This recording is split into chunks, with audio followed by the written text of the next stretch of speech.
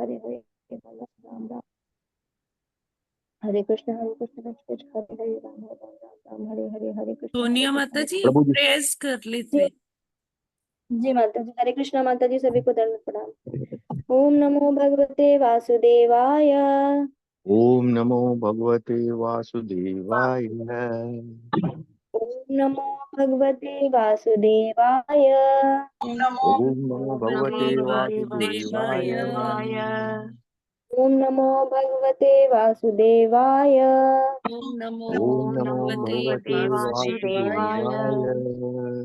नारायणं नमस्कृत्यं नारायणं नमस्कृत्यं नरं चैव नरोत्तमं नरं नरं चैव चैव नरोत्तमं नरोत्तमं देवीं सरस्वतीं व्यासं देवीं देवीं सरस्वतीं व्यासं ततो जयमुदीर्यते।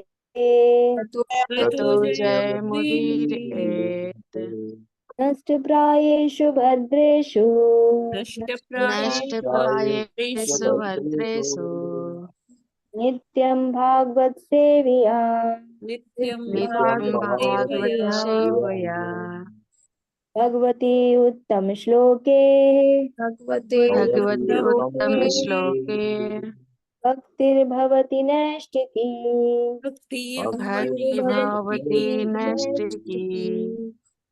कृष्णाय वासुदेवाय कृष्णाय कृष्णाय वासुदेवाय वासुदेवाय देवकी नंदनाय च देवकी देवकी नंदनाय च नन्दनाय च नंद गोप कुमाराय नन्दगोपकुमाराय नन्दगोपकुमाराय गोविंदाय नमो नमः। गोविन्दाय गोविन्दाय नमो नमो नमः। नमः। मूकं करोति वाचालं मुखं मूकं करोति करोति वाचालं वाचालं पङ्गुं लङ्घयति गिरिं अंगुं पङ्गुं लङ्घयते लङ्घयते गिरिं। यत्र कृपार्थमहावन्दे यत्कृपातमहं वन्दे परमानन्द माधवम्। परमानंद आनन्दमाधवम्। ओम अज्ञानतिमिरान्धस्य ज्ञानाञ्जनशलाकया चक्षुरुन्मीलितं येन तस्मै श्रीगुरुवे नमः। श्रीचैतन्यमनोभीष्टं स्थापितं येन भूतले स्वयं रूप कदा मह्यं ददाति स्वपदान्तिकं। वन्देऽहं श्रीगुरु श्रीयुक्तपदकमलं श्रीगुरून् वैष्णवांश श्रीरूपं साग्रजातं सहगण रघुनाथान्वितं तं सञ्जीवं सावधैतं सावधूतं परिजन सहितं कृष्ण चैतन्य देवम श्री राधा कृष्ण पादान सहगण ललिता श्री विशाखान्वितांश। हे कृष्ण करुणा सिंधु दीन बंधु जगतपते गोपेश गोपिका कांत राधा कांत नमस्ते। तप्त कांचन गौरांगी राधे वृंदावनेश्वरी वृषभानुसुते देवी प्रणमामि हरिप्रिये। वाञ्छाकल्पतरुभ्यश्च कृपा सिन्धुभैव च पतितानां पावनेभ्यो वैष्णवेभ्यो नमो नमः। नमो विष्णुपादाय कृष्णपृष्ठाय भूतले श्रीमते भक्तिवेदांत स्वामिने इति नामिने। नमस्ते सारस्वते देवी गौरवाणी प्रचारिणे निर्विशेष शून्यवादी पाश्चात्य देश तारिणे। जय श्री कृष्ण चैतन्य प्रभु नित्यानंद श्री अद्वैत गदाधर श्रीवासादि गौर भक्त वृंद। हरे कृष्ण कृष्ण कृष्ण हरे हरे, हरे राम राम राम हरे हरे। हरे कृष्ण कृष्ण कृष्ण हरे हरे, हरे राम राम हरे हरे। हरे कृष्ण कृष्ण कृष्ण हरे हरे, हरे राम राम हरे हरे। हरे कृष्णा माता जी, सभी को दंडवत प्रणाम।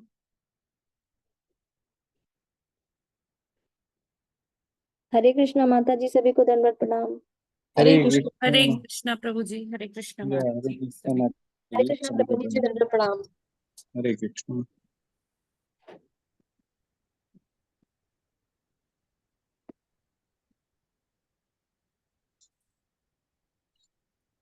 तो टुडे इज 13 जुलाई, 13 जुलाई। आप लोग को आवाज आ रहा है? यस प्रभु जी। जी प्रभु। ओके। सो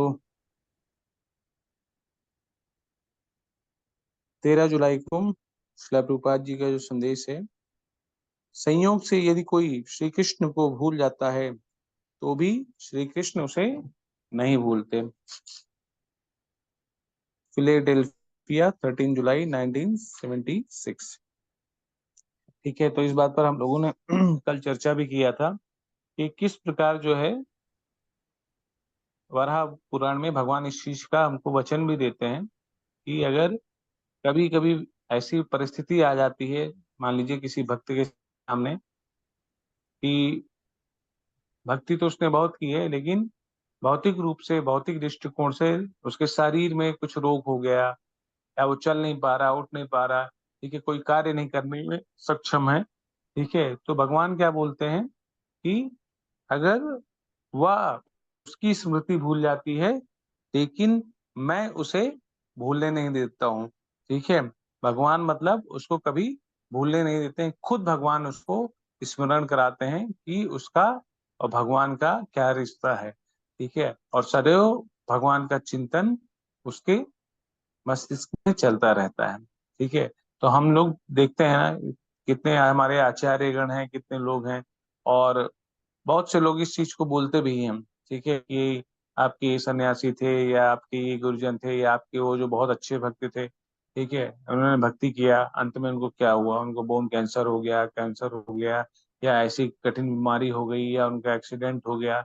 तो कहने का तात्पर्य यही है, ठीक है, कि हमको भौतिक दृष्टिकोण से लगता है क्योंकि परमात्मा सदैव हमारे साथ रहते हैं। ठीक है, लेकिन भक्त के भक्त जो भी भक्त होता है, भगवान उसकी चेतना की सदैव रक्षा करते हैं, क्योंकि चेतना ही एक ऐसी चीज है जिसके कारण भक्त भगवान के दर्शन कर सकता है, भगवान का साक्षात्कार कर सकता है। श्रील प्रभुपाद जी यही बता रहे हैं कि हम हो सकता हो भगवान को भूल जाएं, कभी भी विषम परिस्थिति हमारे समक्ष आ जाए, लेकिन उस छोटे से किए गए कार्य के कारण भी, छोटी सी की गई भक्ति के कारण भी भगवान हमको नहीं भूलते हैं।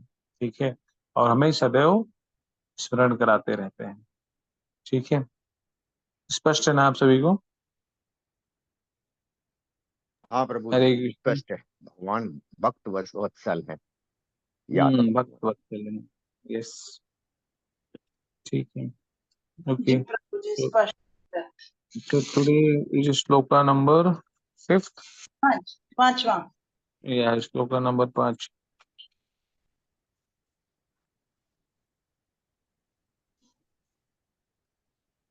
ठीक है, श्लोक नंबर 5 हम पढ़ते हैं।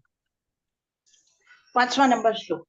Yes yes. तद्विलोक्याब्ज संभूतो वायुना यदधिष्ठितः पद्मंभश्च तत्काल कृतवीर्येण कंपितम्। हरे कृष्णा।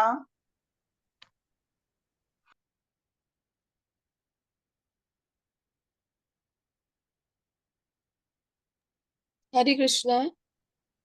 त्वद्विलोक्याब्ज सम्भूतो वायुना यधिष्ठितः पदम्भश्च तत्काल कृतवीरेण कंपितम्। हरे कृष्णा, सभी को दंड प्रणाम। हरे कृष्णा। तद्विलोक्याब्ज सम्भुते वायुना यधिष्ठितः पदं भस्य तत्काल कृतवीर्येण कंपितम। हरे कृष्णा, दंडवत प्रणाम। हरे कृष्णा। तत्विलोक्य अभिसंभूत वायुना यद अधिष्ठित पदमंबुज तत्काल कृतवीरेण कंपित कंपे कंपतम। हरे कृष्णा।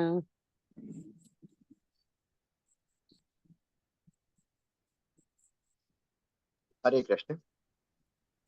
तद्विलोक्याब्जसम्भूतो वायुना यधिष्ठितः पद्ममभश्च तत्काल कृतवीर्य कंपितम्।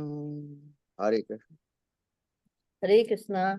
तत्विलोक्य अब्ज संभूत वायुना यत अधिष्ठित पद्म अम्भ च तत्काल कृत वीर्येण कंपितम।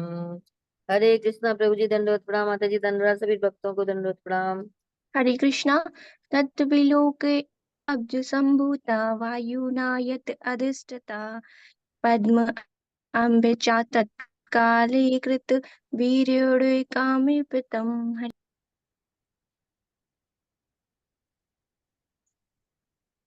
हरे कृष्णा। शब्दार्थ। तत्विलोक्य, उसके भीतर देखकर, अब्ज संभुता, कमल से उत्पन्न, वायुना, वायु द्वारा, यतम, जो अधिष्ठाता, जिस पर यह स्थित था, पद्म, कमल, अम्ब, जल, चा भी, तत्कालकृत, जो नित्य काल द्वारा प्रभावित था, वीरेण, अपनी निहत शक्ति से, कंपितम, मतलब शिवरिंग, कांपता हुआ। अनुवादन तात्पर्य वायु श्रील प्रभुपाद जी के द्वारा श्रील प्रभुपाद कीजिए। तत्पश्चात ब्रह्मा जी ने देखा कि वह कमल जिस पर वे स्थित थे, वह जल जिसमें कमल उगा था, प्रबल प्रचंड वायु के कारण कांप रहे हैं। ठीक है, तो जब ब्रह्मा जी, तो यहाँ पे कहने का वायु का जो एक अर्थ आया कि वायु के द्वारा वो जो कमल था उसकी जो डंठल थी वो प्रचंड वायु के द्वारा कांप रही थी। ठीक है, तो जैसे ही देखिए कि ब्रह्मा जी कौन है, भगवान के भक्त हैं। ठीक है, और ब्रह्मा जी ने, जब ब्रह्मा जी को ये ज्ञान प्राप्त हुआ, ज्ञान प्राप्त करने से पहले उन्होंने तपस्या किया, और तपस्या करने के बाद भगवान ने जब वो उनको ज्ञान दिया, उसको आत्मसात करने के लिए ब्रह्मा जी ने फिर से 100 दिव्य वर्षों तक तपस्या की। ठीक है, तो उस तपस्या के दौरान ऐसा नहीं कि जब हम कोई तपस्या करते हैं तो कोई विपदा नहीं आती है। उस तपस्या के दौरान एक प्रचंड वायु चलती थी। ठीक है, जब प्रचंड वायु चारों तरफ से एक वेग चलता था, और जिसके वेग के कारण जिस कमल पर ब्रह्मा जी विराजमान थे वो हिलने लग गया, डगमगाने लग गया। लेकिन उसके बावजूद भी ब्रह्मा जी ने लगातार तपस्या किया, भगवान का ध्यान किया, भगवान की स्मृति में अपने आप को लगाए रहे, और किसी भी प्रकार से उनकी जो तपस्या थी उसमें कोई बाधा रुकावट नहीं डाल सकती। तो तात्पर्य में भी श्रील प्रभुपाद जी बताते हैं कि भौतिक जगत क्या कहलाता है, मोहमय जगत कहलाता है। ठीक है, क्यों मोहमय जगत क्यों कहलाता है भौतिक जगत? क्योंकि हम यहाँ पर आसक्ति के कारण बन जाते हैं। ठीक है, मोह मतलब एक तरीके से जब हमें मोह उत्पन्न होता है तो हम किसी चीज से चिपक जाते हैं, आसक्ति हो जाती है, और उसी आसक्ति के कारण हमको क्या मिलता है, दुख और कष्ट मिलते हैं। ठीक है, तो आप सभी को ये चीज तो स्पष्ट है ना कि भौतिक जगत क्या है। जी प्रभु जी। भौतिक जगत के बारे में आप सभी को स्पष्ट है कि ये जो बोला गया है ना, भौतिक जगत दुखालय आश्वास। ठीक है, ये दुखालय का ये घर ही है। ठीक है, अब दुख के घर में जब इस चीज की पुष्टि भी कर दी गई है, यहाँ पे दुख शाश्वत है। ठीक है, तो अब उस जगह हमें सुख पाना है तो पॉसिबल है क्या?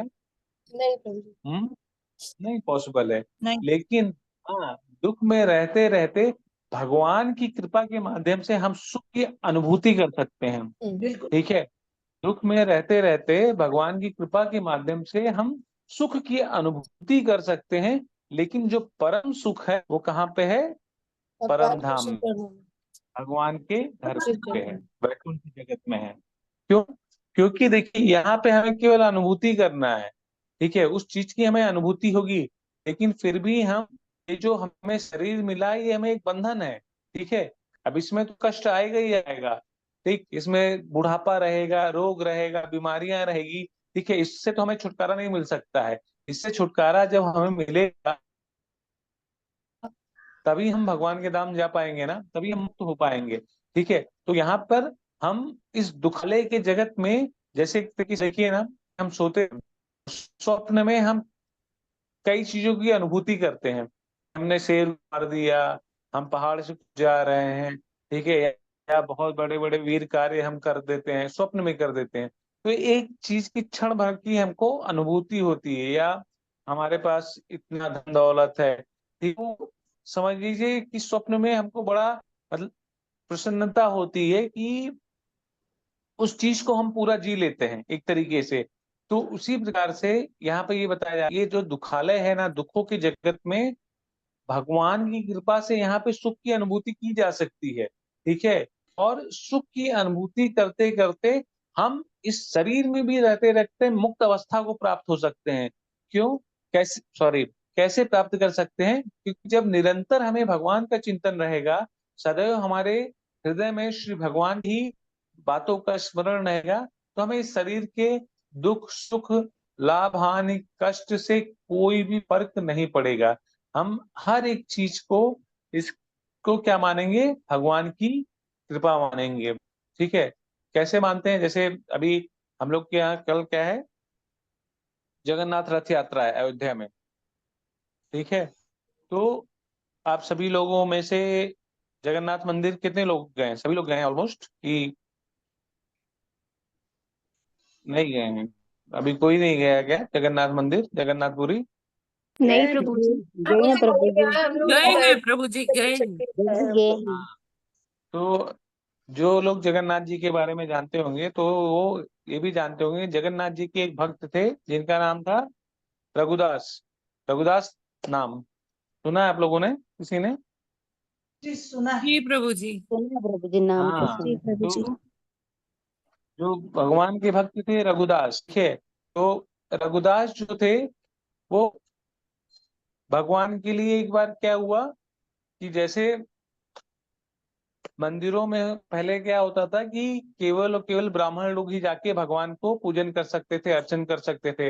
अब रघुदास जी जो थे वो उच्च जाति के नहीं थे, ठीक है, लेकिन उनकी इच्छा हुई कि वो जगन्नाथ जी को केले की छिलके की माला पहनाएंगे, ठीक है।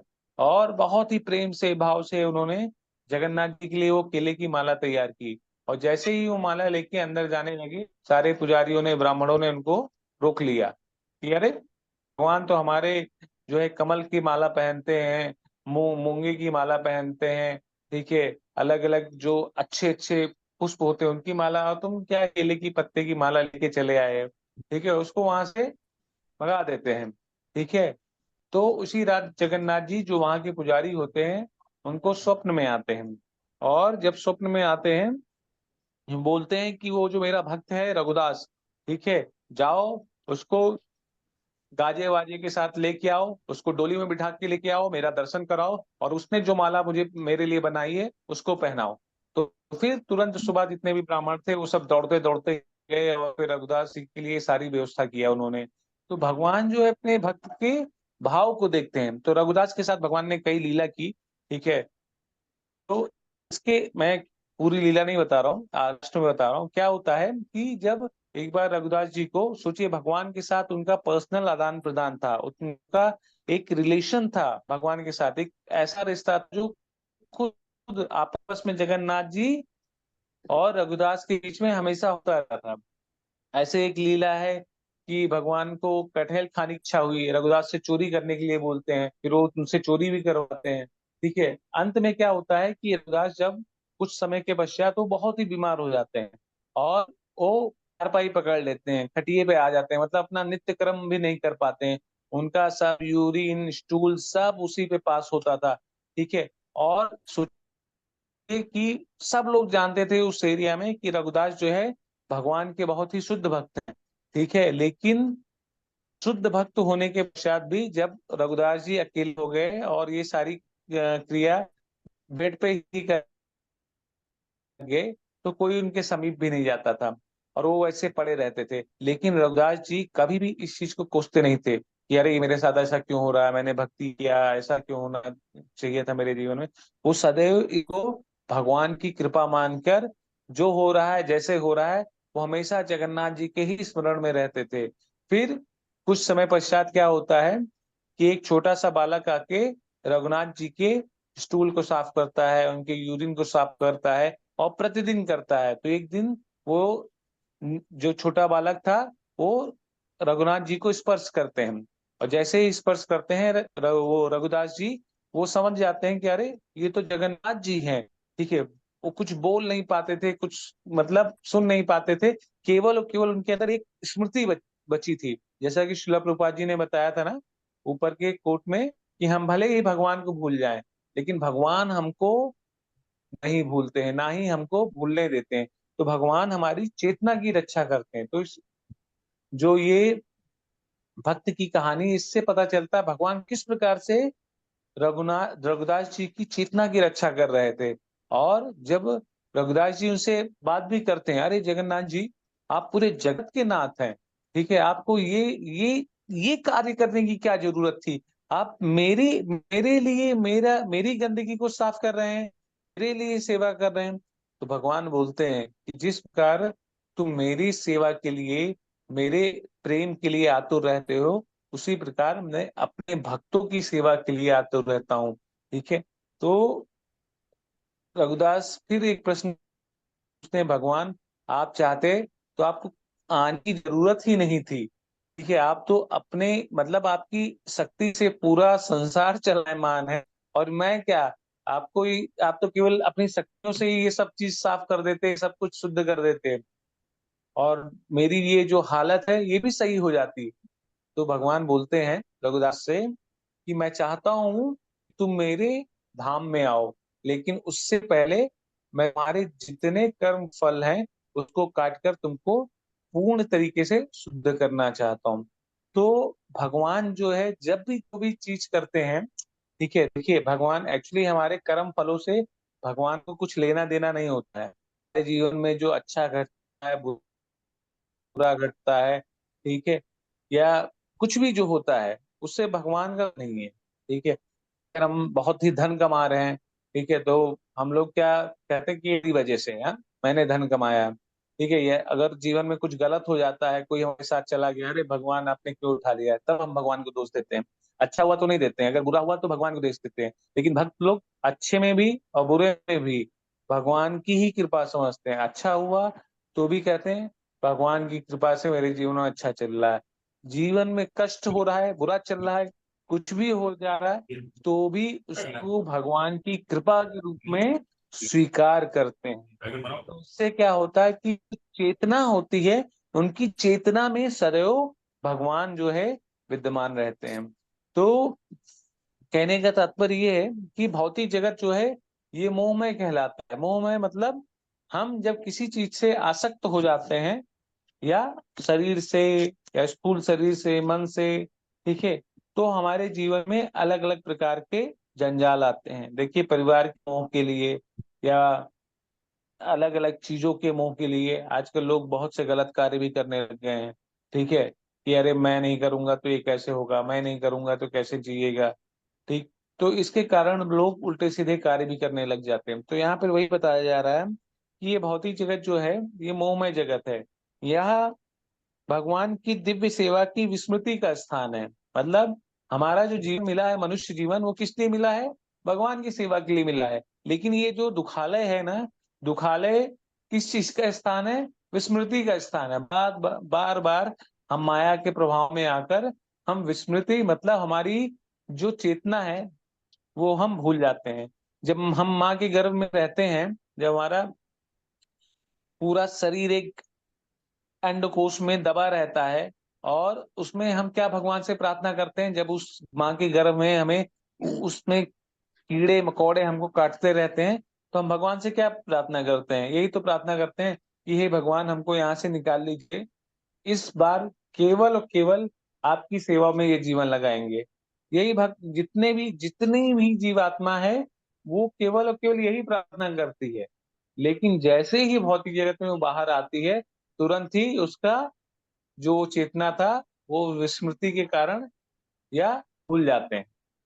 ठीक है, तो ये जो जगत है, यहाँ पर देखिए आज के समय में जितने भी व्यक्ति हैं, ठीक है, उनकी स्मृति भी बहुत कम है, उनकी आयु भी बहुत कम है, सब आलसी हैं, और समय भी, आयु भी बहुत कम है।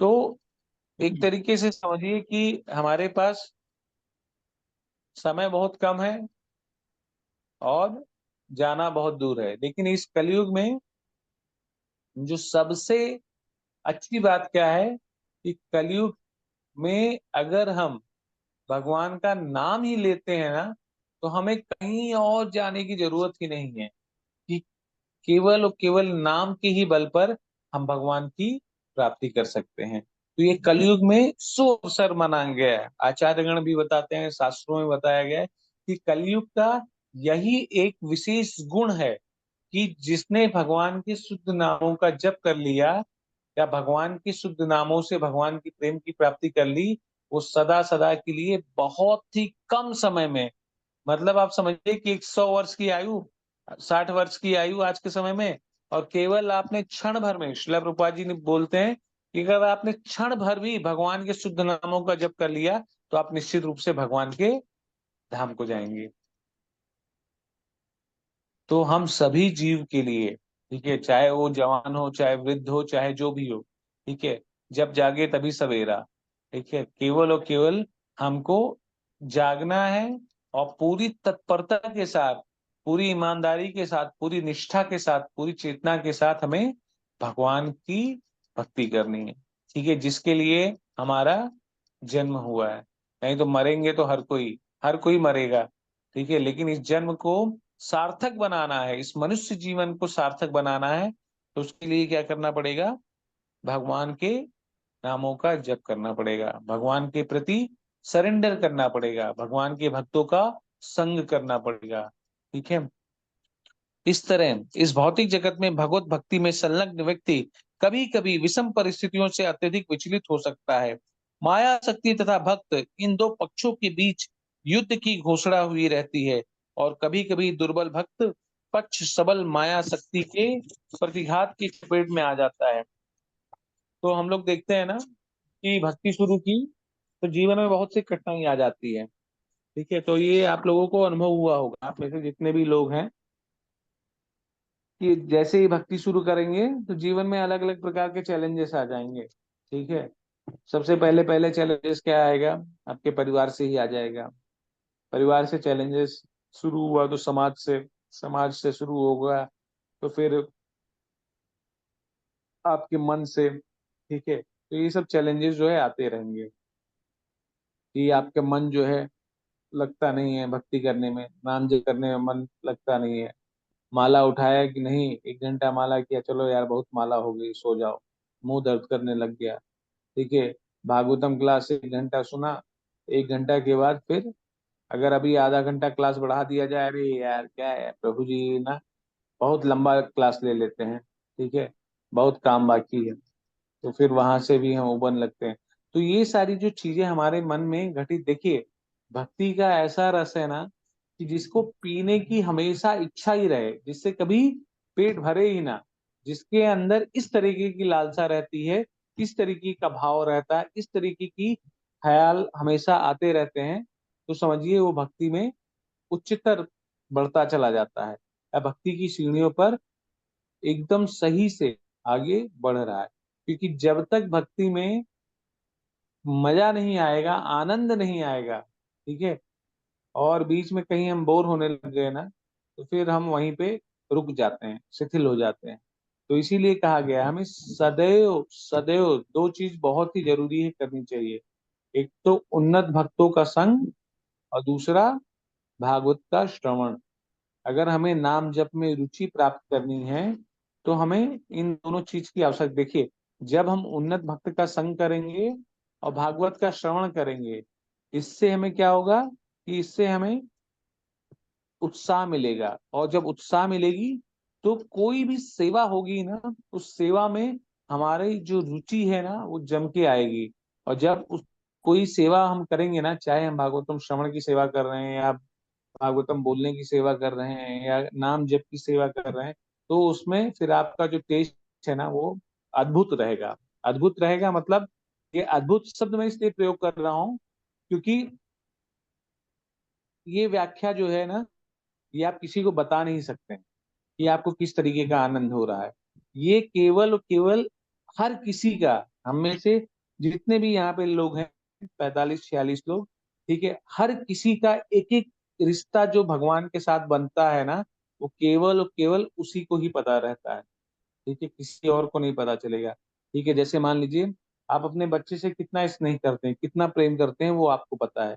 अब आप मुझे व्याख्या करके बताएंगे तो मुझे नहीं पता चलने वाला है। ठीक है, कि आप अपने बच्चे से कितना प्रेम कर सकते हैं। हाँ, उसका अंदाजा लगा सकते हैं कि हाँ, मैं जितना अपने बच्चे से प्रेम करूंगा, ठीक है, या मैं जितना अपनी माँ से प्रेम करूंगा उतना आप भी करते हैं। लेकिन एक स्नेह का जो लेवल होता है अलग अलग होता है। भक्त का भगवान के साथ जो रिश्ता रहता है, जो संबंध रहता है, वो उसके ऊपर रहता है कि कितना वो प्रगाढ़ कर सकता है। तो ये भक्ति का रस ऐसा है, देखिए भौतिक जगत में प्रेम का एक जो लेवल है, एक रिश्ता है, एक लिमिटेशन तक है, एक लिमिट तक है। ली- ठीक है, कि हाँ हम प्रेम कर रहे हैं, फिर रिश्ता चल रहा है चल रहा है चल रहा है। ठीक है, एक लेवल के बाद वो शिथिल हो जाता है प्रेम का जो एक लिमिटेशन। लेकिन आध्यात्मिक जगत में जो प्रेम का आनंद है, उसका कोई लेवल ही नहीं, मतलब कोई लिमिटेशन नहीं है, वो लिमिटलेस है। आप बढ़ते चले जाएंगे, बढ़ते चले जाएंगे, उसमें इतना आनंद मिलेगा भगवान की लीला में, भगवान की कथाओं में, भगवान के रूप में, भगवान के सौंदर्य में, कि उसका आनंद आप ही ले सकते हैं। जैसे आप हम लोग आज सुबह सुबह रात को 2 बजे आए और सुबह सुबह 3 बजे हम लोग गए रामलला के दर्शन करने के लिए। 3:30 बजे 4 बजे मंगल आरती होती है। भगवान को देखकर इतना आनंद हो रहा था कि वो आनंद हम लोग महसूस ही कर सकते हैं, उसकी व्याख्या नहीं कर सकते हैं कि वो किस तरीके का आनंद है। ठीक है, तो उसी प्रकार से भगवान का ये जो आनंद है ना, ये तभी प्राप्त होगा जब हम ज्यादा से ज्यादा भगवान के बारे में श्रवण करेंगे और भक्तों का संग करेंगे। नहीं तो फिर हम धाम जाते हैं पिकनिक समझ के, स्पॉट समझ के, भगवान का दर्शन करके भी आएंगे ना, भगवान के महात्म्य के बारे में हमको पता ही नहीं चलेगा कि भगवान भी हमको इतना आनंद दे सकते हैं। ठीक है, लोगों को आनंद किसमें आता है आजकल, भौतिक जगत का आनंद पता ही है। ठीक है, आज न्यूज में देखेंगे तो सबसे बड़ी चर्चा में बना हुआ कि अंबानी की शादी दुनिया की सबसे महंगी शादी है। हाँ, लेकिन दुनिया की सबसे महंगी शादी में क्या वो आनंद मिलेगा जो आनंद इस समय हम लोग को अभी मिल रहा है? हम्म? जो नहीं आनंद प्रभु भगवान के नहीं नाम प्रभु में, जी भगवान की लीला में, भगवान के श्रवण में मिल रहा है। हाँ? अब जैसे जैसे इसमें आगे हम बढ़ते जाएंगे ना, इतना आनंद आएगा ना। चौथे स्कंद में तो ऐसा लगेगा ना कि जब हम शिव जी के बारे में सुनेंगे, सती जी के बारे में सुनेंगे, विष्णु जी के बारे में सुनेंगे, ठीक है, तो उसका आनंद का पराकाष्ठा का लेवल ही अलग है। फिर आगे ध्रुव महाराज के बारे में सुनेंगे, उनकी लीलाओं के बारे में सुनेंगे कि कैसे कैसे भगवान के प्रेम में हम लोग अग्रणी हो जाएंगे, इतने आगे चले जाएंगे ना कि दिन भर हमने जो अभी सुना ना, उस चीज का श्रवण हमको दिन भर रहेगा। तो ऐसा आनंद चाहिए जो आनंद सदैव बना रहे हमारे साथ। तो ये जो आनंद होता है, ये सदैव सदैव और भी गहरा हमारा रिश्ता भगवान के साथ होता चला जाता है। तो यहाँ पर हम देखते हैं कि भौतिक जगत में हमें अलग अलग प्रकार के कष्ट आते हैं, अलग अलग प्रकार के चैलेंजेस आते हैं, लेकिन भक्त लोग जो होते हैं वो सदैव टिके रहते हैं, कभी भी विचलित नहीं होते हैं किसी भी परेशानी में। हर एक परेशानी को भगवान की कृपा मानकर उसमें भगवान के प्रेम का अनुभव करते हैं। ठीक है, तो आगे वही लिखा गया है कि माया शक्ति जो था हमेशा युद्ध का ही रहता है। ठीक है, तो बेसिकली युद्ध किसके बीच में होता रहता है? हमसे और किससे? हमारी लड़ाई सबसे ज्यादा किससे होती है? कोई बता सकता है? जी प्रभु जी हमारी लड़ाई प्रभु जी जो अपने है घर वालों से ही होती सबसे है। ज्यादा किससे हो सकती घर है? भगवान से। अपने घर मन हाँ? से वालों से ही होती है। हाँ, हाँ, घर वालों माया मन से से। प्रभु जी। अपने अपने मन से आपसे घर वाले कौन नाम बोल रहा है? से माता है प्रभु जी। घर वाले आपने, ठीक है, घर वाले से होगी होगी वो बात तो सही है, लेकिन माता जी ने बोला ना कि हमारी प्रभु जी लड़ाई जो ऑल सबसे ओवर ज्यादा प्रभु जी, होती है। सारे जो घर में मेंबर्स रहते हैं ना, उनसे ना आपका व्यवहार जो रहता है हाँ, वो बाहर वालों से बड़ा मधुर मधुर बात करेंगे, पर घर में वही वो जो मधुरता रहती है वो पता नहीं कहाँ गायब हो जाती है।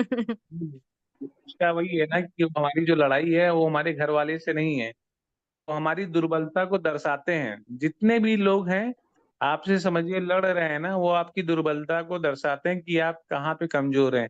हमारी जो सबसे बड़ी लड़ाई होती है हमारे मन से होती है, ठीक है। प्रभु जी घर में क्या होता है ना, सिर्फ आपके घर कमियों वालों पे ही ने, लोग इशारा करते रहते हैं, जो गुण है उसको देखते हैं। हाँ वो कमियों पे इशारा कर रहे हैं ना, तो वही तो हमारी दुर्बलता है। उसी से देखिए, बहादुर कौन है? बहादुर वो है विचलित ना जो हो इस स्थिति से। विचलित ना हो। भगवान श्री कृष्ण ने कितनी 100 गालियां सह गए, ठीक है, वो भगवान है, और भगवान होते हुए भी 100 गालियां सह गए दुशासन की। तो सोचिए कि हमें क्या करना है, हमें अपने मन पर संयमित करने का प्रयास करना चाहिए। हमें अगर कोई भी, हमारे घर वाले बाहर वाले कोई भी हमको तीखा बोल रहे हैं, मीठा बोल रहे हैं, तो उसको ये समझना चाहिए कि ये भगवान की कृपा है हम पर, जो ये मुझे बोल रही हैं, ठीक है। इसको यही समझना चाहिए। पहले के लोग तो बहुत संयम थे, अब के लोग संयम तो बाप रे बाप, अब के लोग तो तांडव कर देते हैं। लेकिन हम लोग की माता जी लोग बताती थी कि पहले ये जब ऐसा ऐसा होता था तो लोग, घर की औरतें कुछ भी नहीं बोलती थी, कुछ भी नहीं बोलती थी, भले कुछ भी हो जाए, ठीक है। खासकर शास्त्रों में इस चीज का भी वर्णन है, जितनी भी माताएं होती हैं सबसे ज्यादा संयमित, सबसे ज्यादा पेशेंस, धैर्य उन्हीं के पास ही होता है एज पर कंपेयर टू पुरुष। लेकिन यहाँ पे स्त्री पुरुष की बात नहीं हो रही, यहाँ पे चर्चा हो रही कि हमारी जो लड़ाई है, सबसे बड़ी लड़ाई हमारे मन के साथ है, ठीक है, किसी और के साथ नहीं है। दूसरा व्यक्ति ने हमको कुछ बोला तो वो हमारे मन को बहुत बुरा लगा, अच्छा और बुरा हमारा मन ही डिसाइड करता है, ठीक है। हमको बुरा लगा, हमने रिएक्ट कर दिया। लेकिन असली बहादुर वही है कि जो अपने मन को संयमित करके कितना भी कुछ उसको बोल दिया जाए वो रिएक्ट नहीं करे, ठीक है। तो जब हम जब हमारे अंदर से क्रोध, ठीक है, देखेंगे, जब हम भक्ति में धीरे धीरे और भी अग्रणी होते रहेंगे ना, तो आपके घर वाले भी आपको बोलते रहेंगे या बाहर वाले भी बोलते रहेंगे, तो कोई फर्क नहीं पड़ेगा। जब हम लोगों ने भक्ति शुरू की थी तो हमारे घर वाले भी बोलते थे, अरे सधुआ गए हो, ये हो गया वो हो गया। बाहर समाज में भी 4 लोग बोलते थे, ठीक है। धीरे पहले शुरू शुरू में बड़ा बुरा लगता था, ऐसा हम लोग को टीका लगाने में शर्म आती थी, ठीक है। लेकिन जब धीरे धीरे भगवान के बारे में सुनते गए, हिम्मत आती गई, हिम्मत आती गई, तो अंदर सहनशीलता बढ़ गई, सहनशीलता बढ़ गई। अपने आप ही वो लोग बोलते हैं, हम लोग हंस के हरे कृष्णा करके चल देते थे, ठीक है। अब आज समय ऐसा हो गया है कि आज वो लोग खुद पहले से ही हरे कृष्णा बोलते हैं। तो कहने का अर्थ ये है कि व्यक्तित्व के चरित्र से ही आगे जो लोग भी मिलेंगे ना, उनका भी चरित्र उसी तरीके से हो जाएगा। आप धैर्यवान बनेंगे ना, तो आदमी आपको 1 2 3 4 बार बोलेगा, 5वीं बार खुद बोलेगा नहीं नहीं, उसको भी रियलाइज होने लग जाएगा शायद मैं गलत हूँ। तो यहाँ पर इसी चीज के लिए बताया गया कि व्यक्ति का सदैव माया के साथ जो है लड़ाई युद्ध होता ही रहता है, चैलेंजेस आते ही रहते हैं। भक्ति से उखाड़ फेंकने के लिए आपको हमेशा हमेशा के लिए लोग तैयार रहते हैं, ठीक है। एक मैं यहाँ पे एक चीज, जैसे अभी हमने देखा ना कि हमेशा जीवन में लोगों के संकट आते रहते हैं किसी तरीके से। एक राधा नाथ महाराज की एक शिष्या थी, ठीक है, उस उन्होंने एक पुस्तक भी लिखी है उस पे, रिमेम्बरिंग नंद रानी, ठीक है। और आप लोग में जानते भी होंगे, अगर जो लोग इस्कॉन में पुराने होंगे, क्या हुआ, एक छोटी सी मेरे ख्याल से 12 14 साल की बच्ची थी और माता पिताजी उसके, तो एक बार दोनों सब लोग दीक्षित है, सब सारे 16 माला जप करते थे, ठीक है। तो एक बार उनके माता पिता पेरेंट्स कहीं पे बाहर गए, और वो बच्ची ने, उसके घर में पानी वानी नहीं आ रहा था, तो सिक्योरिटी वाले को बुलाया। तो सिक्योरिटी वाला जब गया ऊपर, बोला कि अच्छा हाँ पानी तो नहीं आ रहा, प्लम्बर को बुलाना पड़ेगा। फिर पूछा तुम्हारे पेरेंट्स कहाँ है, उसने बोला है नहीं। तो उनके साथ, उस बच्ची के साथ उसने दुष्कर्म किया और फिर इसको वहीं पे मार डाला, ठीक है। तो इसके बाद जो है, जब ये घटना हुई, घटना होने के बाद में वो सब पकड़े गए, पुलिस ने उनको सजा वजा दिया, उम्र कैद वगैरह दिया।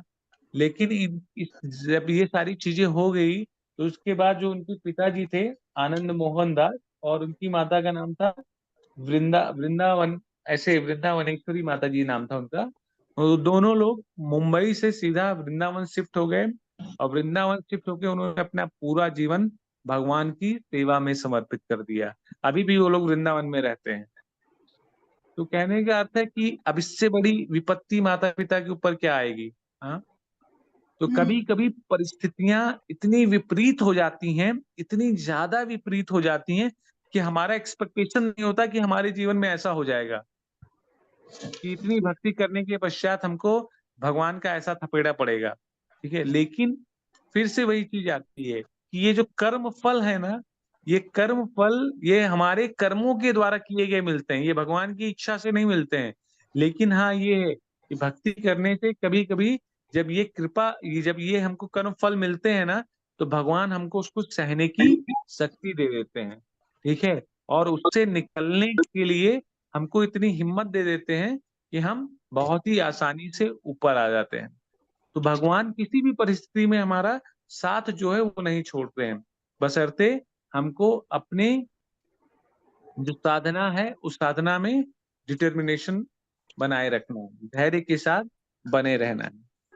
आगे बताते हैं श्लोक प्रभुपाद जी, किंतु भगवान की अहेतुकी कृपावश ब्रह्मा जी अत्यंत प्रबल थे और माया शक्ति उन्हें अपना शिकार नहीं बना सकी, यद्यपि यह उनकी चिंता का कारण तब बनी जब यह उनके पद को लड़खड़ाने में समर्थ हुई। ठीक है, तो कई बार यहाँ पर प्रभुपाद जी वही बता रहे हैं कि जब ब्रह्मा जी भी तपस्या कर रहे थे, तो ब्रह्मा जी भी भौतिक जगत के अंतर्गत ही आते हैं ना, उससे परे तो है नहीं। तो ब्रह्मा जी को भी जो माया शक्ति थी ना, वो एकदम लगी थी हिलाने, अलग अलग रूपों में, वायु के रूप में और भी तरीके के रूप में। ब्रह्मा जी एकदम थोड़ा सा विचलित हुए, लेकिन वापस से भगवान के नाम का सहारा पकड़ के, रस्सी पकड़कर उस माया शक्ति को वो पराजित कर देते हैं। तो शास्त्रों में आगे भी वर्णन आएगा कि किस प्रकार ब्रह्मा जी यहाँ एक बार जीतते हैं, लेकिन वापस से जब भगवान की लीला होती है, ब्रह्म विमोहन लीला, तो भगवान उनका किस प्रकार जो है माया के द्वारा ही उनकी शक्ति को, उनके अहंकार को तोड़ते भी हैं। ठीक है, तो भगवान की जो माया है ना, वो बहुत ही जटिल है। भगवान की माया ये बनाई ही गई है भगवान के माध्यम से, कि हम जिनके पास जाने का प्रयास कर रहे हैं, क्या उसके काबिल हम हुए हैं, क्या क्या उसके उसका जो क्वालिफिकेशन है हमने धारण किया है क्या, और उस उनके पास जाने तक जो हमारे अंदर काम, क्रोध, लोभ, ईर्ष्या भरी हुई है, वो पूरी तरीके से, अगर रंच मात्र की भी हमारे अंदर ये दोष और रंच मात्र के अंदर हमारे अंदर भोग की इच्छा रह गई, तो वापस से हम यहाँ पर भौतिक जगत में जन्म लेंगे ही लेंगे। तो रंच मात्र इच्छा दोष हमारे अंदर नहीं रहेगा, तभी हम भगवान के प्रेम को प्राप्त कर पाएंगे, और कोई दूसरा रास्ता ही नहीं है। तो ब्रह्मा जी ये बता रहे हैं कि किस प्रकार से वो भगवान के दर्शन करने के बावजूद, भगवान के दर्शन करने के पश्चात भी आत्मसात करने के लिए उन्होंने जब भगवान की तपस्या की, भगवान की भक्ति में बने रहे, तब भी बीच बीच में माया जो है उनको पटकनी देने का प्रयास करती रहती थी। तो ऐसा भक्तों के जीवन में भी होता है। कभी कभी 1 साल 2 साल हमारा टाइम बहुत ही अच्छा चलता है, लेकिन कभी कभी ऐसा जीवन में ऐसी विपरीत स्थिति आ जाती है, तो जिसमें एक लड़खड़ाने की उम्मीद, लेकिन अगर उस परिस्थिति में भी हम बने रहे, तो हम वैष्णव पद पर स्थित हो जाते हैं। वैष्णव मतलब तो किसी भी परिस्थिति में भी, किसी भी परिस्थिति में, चाहे सम विषम, सुख दुख, लाभ हानि, ठंडी गर्मी, किसी भी हर एक परिस्थिति में वो संभाव रहते हैं और सदैव भगवान का गुणगान करते रहते हैं। उनकी चेतना में केवल केवल भगवान ही रहते हैं और कोई रहता ही नहीं। तो वैष्णव जन वही है। ठीक है, इसीलिए कहा गया है कि जीवन में हम सब कुछ करें चलेगा, ठीक है, भक्ति में अगर हम चल रहे हैं तब भी स्टार्टिंग किए, सब कुछ अच्छा है, लेकिन अगर किसी वैष्णव के प्रति हम कोई अपराध करते हैं, तो हमारी भक्ति जो है वहीं से रुक जाती है या गिर जाती है। तो हमें भक्ति में सब कुछ करना है, लेकिन कभी भी वैष्णव के प्रति किसी भी प्रकार का अपराध नहीं करना चाहिए, वैष्णव अपराध से बचना चाहिए, नहीं तो भक्ति में हम कभी भी उच्चतर नहीं हो पाएंगे। ठीक है, तो ये श्लोक स्पष्ट है आप सभी को। माया जो है हमेशा बाधा डालेगी ही, लेकिन ब्रह्मा जी हमको सिखाते हैं कि भगवान की कृपा के कारण हम इस बाधा को भी पार कर सकते हैं। हरे कृष्ण। हाँ ठीक है प्रभु माता जी, जी। माया बहुत स्ट्रांग है, और जब ब्रह्मा जी जैसे इतने भगवान के परम भक्त भी उनसे डगमगा गए, और वो जो है कमल की डंडी से कमल हिलने लग गए, तो हम भौतिक लोगों की क्या कहना। वो तो माया के वशीभूत होते ही हैं। भगवान माया को थोड़ा सा स्ट्रांग हम बनाता, तो शायद हम लोग जो है भक्ति के मार्ग में अच्छी तरह से जो है आगे बढ़ पाते। तो लेकिन देखिए भगवान ने ये ये समय प्रश्न, बड़ा अच्छा बनाया है, कलयुग, कि इसमें थोड़ी सी भक्ति करो, हरे कृष्ण हाँ भक्ति करो और आनंद में लगो, तो भव बंधन को पार कर जाओगे सब युगों से। इसलिए भक्ति बस के बस। मामले में अच्छा है, कम भक्ति से ज्यादा फल मिलने वाले हैं तो इसमें। देखिए ये तो बस हम यही लोगों को चीज है। रोज हरि भक्तों का संग और हरि नाम का जप करना हाँ, चाहिए। तो हम जब भी ये श्रवण करते हैं ना भगवान की लीलाओं भक्तों के चरित्र के बारे में, तो हमको हमारी औकात पता चल जाती है। जैसे आपने बताया ना, आपने बहुत ही ईमानदारी से बताया कि जब ब्रह्मा जी नहीं संभाल सके तो हम लोग कौन है। तो मतलब अपने आप को हम एकदम तुच्छ समझ लें। ठीक है, अपने आप को जो देखिए, हम जैसे ही अपने आप को तुच्छ समझकर भगवान के प्रति शरणागति हो जाते हैं, हम उसी समय से भगवान के प्रिय हो जाते हैं। तब ये भक्ति जो है, भक्ति देवी की कृपा हम पर होती है। तो विनम्र होकर हमें भगवान के प्रति अपने आप को शरणागत करनी है, सरेंडर करना है। तब हम भक्ति माँ की कृपा से भगवान के चरणों में अपना स्थान प्राप्त कर सकेंगे या प्रेम प्राप्त कर सकेंगे। ठीक है माता जी, तो we can go for the next shloka. ये स्पष्ट है ना श्लोका आप लोग को? जी प्रभु जी। प्रभु जी हाँ जी। प्रभु, प्रभु जी, ये तो स्पष्ट है, पर ये एक out of the way question पूछ रही हूँ। ये आप जैसे 2 बजे सोए और 3 बजे फिर रामलला के दर्शन किए, हाउ यू मैनेज के भी नींद नहीं आती है आप? मतलब अभी मैं वैसे ही गलत क्वेश्चन पूछ रही हूँ, तो ये कैसे मैनेज नहीं करते हो प्रभु नहीं, जी? ऐसा कोई नहीं है। हम लोग माता जी ऐसा नहीं है कि हम लोग डेली 2 बजे सोते हैं। रात को में हम लोग कहीं गए थे, फिर उसके बाद रात को आते थे अच्छा 2 बज गया, और सुबह हमको 3:30 बजे वहां पे पहुंचना था, भगवान का दर्शन करना था। ठीक है, अब अच्छा भगवान का जी। दर्शन करना है, वो लालसा हमारे हृदय में है ना। हाँ, वो ठीक है, क्रोसिटी अब तो आपको होती अभी है। मान लीजिए आप रात को कहीं से 2 बजे आए, और या मान लीजिए रात को सोते हैं, अभी 3:30 बजे 4 बजे आपका फ्लाइट है, आपको नींद आएगा क्या? नहीं नहीं। हाँ? क्यों? हाँ जी क्योंकि आपने पैसा लगाया हुआ है ना, आपको पैसा नुकसान होने का डर है। ठीक है, तो जी। उसी प्रकार से हमारे हृदय में भगवान का वो दर्शन ना पाने का डर है। हाँ ठीक है, हाँ। कि अरे इतना अच्छा मौका भगवान ने हमको दिया और हम भगवान का दर्शन नहीं ले सकते हैं, तो हम बहुत बड़े अभागे रहेंगे।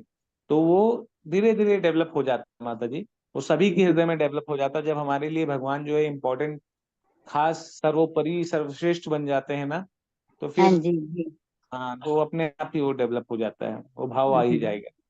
ठीक है, हरे कृष्ण प्रभु जी। उसमें जगाने की जरूरत नहीं है, आप खुद ही जग के तैयार रहेंगे। जी प्रभु जी। हाँ, हरे कृष्ण ठीक प्रभु है हम जी, लोग। दंडवत प्रणाम प्रभु जी। यस माता जी। प्रभु जी, ब्रह्मा जी जब वो देख रहे थे कि प्रचंड वो वायु चल रही है, तो प्रभु जी उन्होंने अपने आप को स्थिर कैसे रखा? भगवान की कृपा से। ठीक है, अच्छा, भगवान की कृपा। अभी जितने भी भक्त हैं ना, सबके देखिए, ये ब्रह्मा जी क्या हैं? ब्रह्मा जी पितामह हैं। अब ब्रह्मा जी से हाँ लेके हम सब पितामह के ही समझ लीजिए, उन्हीं के द्वारा बनाए गए हैं ना, उन्हीं के ही हाँ जी एक परिवार से आ रहे हैं ना, तो वो कष्ट सबके जी जीवन में आएगा। ठीक है, वो कष्ट देखिए, प्रहलाद महाराज के जीवन में आया, ध्रुव महाराज के जीवन में आया, नारद मुनि के जीवन में आया, जितने भी वैष्णव भक्त हैं सबके जीवन में वो कष्ट आ रहा है, आपके जीवन में भी आ रहा है, हमारे जीवन में भी आ रहा है, तो वो सबके जीवन में ही आएगा। ठीक है, वो तो आते ही है प्रभु जी, बस वो है कि दृढ़ता कैसे बनी रहे, हाँ, हम लोग कैसे, यानी कि भक्तों का संग और भागवत भक्तों का का श्रवण। संग और निरंतर जो है भागवत श्रवण, तो इससे क्या है, हमारा जो नाम जप है ना, वो कभी हाँ, छूटेगा नहीं। ठीक है, और नाम जप पे हमारी रुचि जो है वो बढ़ती चली जाएगी।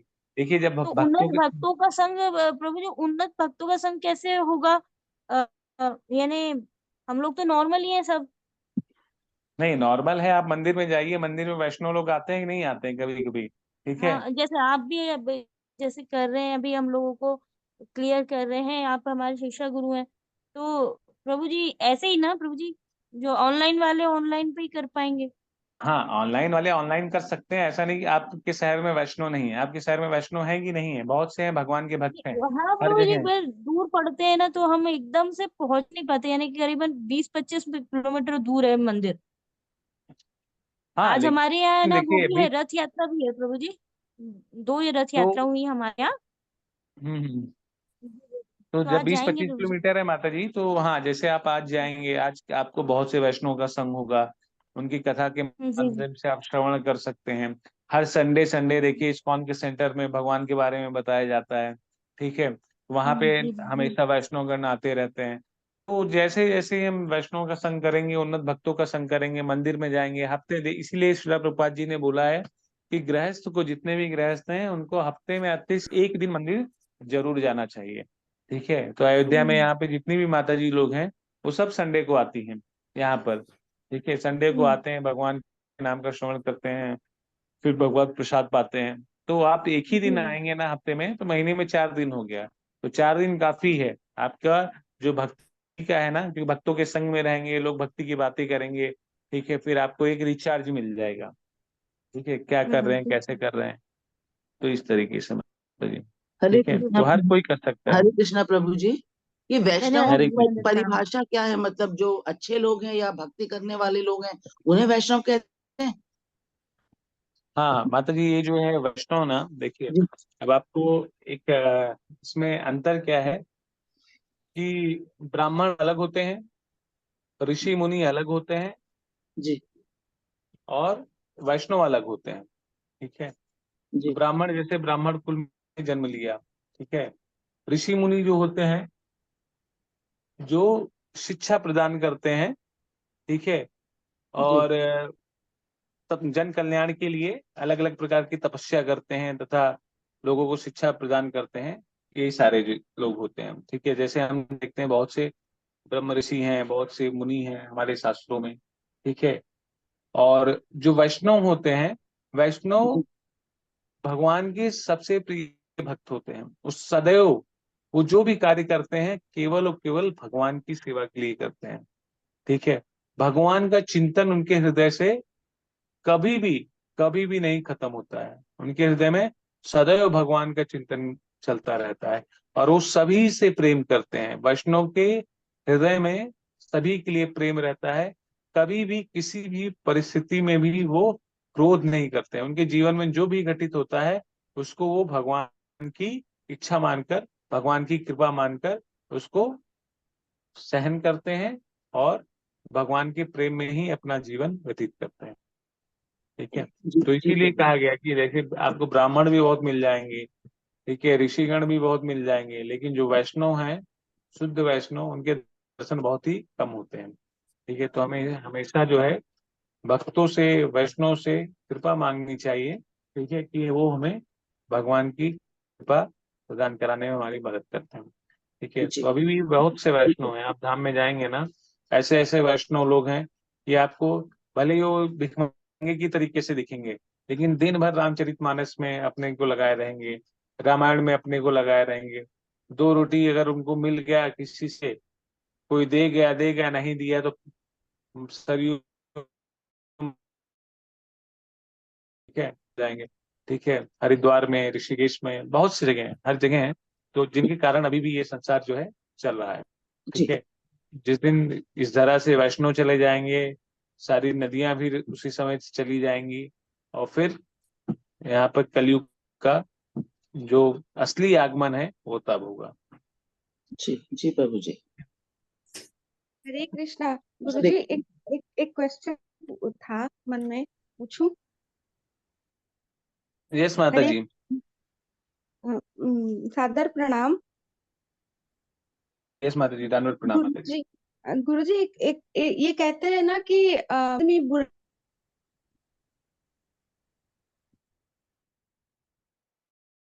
को भी करते हैं। जो जितने भी सज्जन व्यक्ति हैं, साधु इग्नोर व्यक्ति करते हैं, हैं, साधु हैं इग्नोर वो, मैटर। हाँ ठीक है, इग्नोर करना चाहिए। तो जो साधु हृदय के लोग हैं वो इग्नोर कर देते हैं, लेकिन वहीं पर बहुत से लोग हैं कि उस शराबी आके गाली दिया, उसको मार देते हैं, और उसको बहुत मारते हैं। ठीक है, तो मैं एक कॉमन उदाहरण दे रहा हूँ, ठीक है। नॉर्मल व्यक्ति की तो बात वैसे ही अपने आप समझ जाएंगे कि जो शराबी है, एक तो वो पहले से ही बेचारा तमोगुण में है, ठीक है, और उस पर वैसे भी भगवान की कृपा दृष्टि नहीं पड़ रही है, ठीक है, वो वैसे ही गिरा हुआ है, और हम वापस से हमको कुछ बोल रहा है, और हम उसके कारण, ठीक है, उसके कारण हम अपने आप को इतना अपना स्तर गिरा देते हैं कि हम उस शराबी को भी मार देते हैं। उस शराबी का तो सेंस भी काम नहीं करता है, दिमाग भी नहीं काम कर रहा है उस समय, लेकिन उसके कारण उसने हमको कुछ बोला और हमने उसको मार दिया। तो मतलब उस शराबी से भी गई गुजरी हमारी चेतना, या एक तरीके से चेतना नहीं बोलेंगे, एक तरीके से हमारी जो दुर्बलता है वो है। तो ये सारी चीजें हमारी तब मजबूत होती हैं जब हम भगवान के बारे में ज्यादा से ज्यादा उनके भक्तों के चरित्र के बारे में सुनते हैं। देखिए व्यास देव जी क्यों व्याकुल थे। जब व्यास देव जी ने सभी उपनिषद, सभी पुराणों की रचना कर दी, तो वो व्याकुल इसीलिए थे कि कलयुग में लोग जो है बहुत ही मतलब ज्यादातर लोग रजोगुनी या तमोगुनी में रहेंगे, छोटी छोटी बात पर लड़ाई करने लगेंगे, छोटी छोटी बात पर एक दूसरे को मार डालेंगे, ठीक है। लेकिन उनसे बचने के लिए क्या है, तब नारद मुनि ने आके उनको बताया कि आपने तो सब कुछ लिख दिया, और आपने जो लिखा भी है, लोगों की इतनी बुद्धि नहीं है कि वो इसको समझ के भगवान को समझेंगे। वो तो यही समझेंगे कि अरे ये देवता महान, ये देवी महान, और इसको महान महान कह के लड़ने लग जाएंगे। अभी आगे के स्कंद में वो भी चौथे अध्याय में आएगा भी कि शिव के और विष्णु के लोग एक दूसरे में लड़ भी रहे हैं, ठीक है। लेकिन नारद जी उनको यही बोलते हैं, आपको क्या करना है, आपको वैष्णव के चरित्र के बारे में और किस तरीके से भगवान कितने महान हैं, क्योंकि ये वैष्णव ही ग्लोरीफाई कर सकता है कि भगवान कितने महान हैं। और वो वैष्णव के चरित्र के माध्यम से जब लोग समझेंगे, तब उनके हृदय की ये जो दुर्बलता है वो कम होगी, ठीक है। जितने भी साधु हृदय के लोग हैं, ठीक है, उन सभी के अंदर सहनशीलता होती है, ठीक है, उदारता होती है। तो जितने भी लोग हैं, ठीक है, हम जब धीरे धीरे परिपक्व होते चले जाते हैं, तो हमको ये किसी के कटु वचन, कोई हमको ताना मार रहा है, कोई हमको गाली गलौज दे रहा है, तो हम उस पर विशेष तरीके का ध्यान देते ही नहीं है। वो बोल रहा है ना, वो अपना मुंह खराब कर रहा है, ठीक है, उसके ऊपर तो वैसे भी भगवान का दृष्टि नहीं पड़ रहा है, ठीक है, लेकिन हम क्यों उस पर रिएक्ट करें। हमको तो भगवान ने शिक्षा दिया है ना, तो हम आगे बढ़ जाते हैं। तो जब वेदों का ज्ञान हमको मिलता है ना, शास्त्रों का ज्ञान मिलता है, तभी हमारे जो ज्ञान चक्षु हैं वो खुलते हैं। असली बहादुर वही है जो इन सब चीज को सह जाए, ठीक है। जो रिएक्ट कर दे वो कौन है, कमजोर है। मतलब अब हम अब लोग अब तक भी हम लोग उस स्टेज पे नहीं आए हैं, क्योंकि कभी कभी तो रिटेलिएट कर ही देते हैं गुरुजी। हाँ कभी कभी कर देते हैं, लेकिन जी धीरे जी। धीरे करके हम आ जाएंगे। हमारा जो देखिए, हमारा मन शांत होने लगेगा। ये सारी चीजें माता जी एक चीज से नहीं होता है, कई चीज से होता है।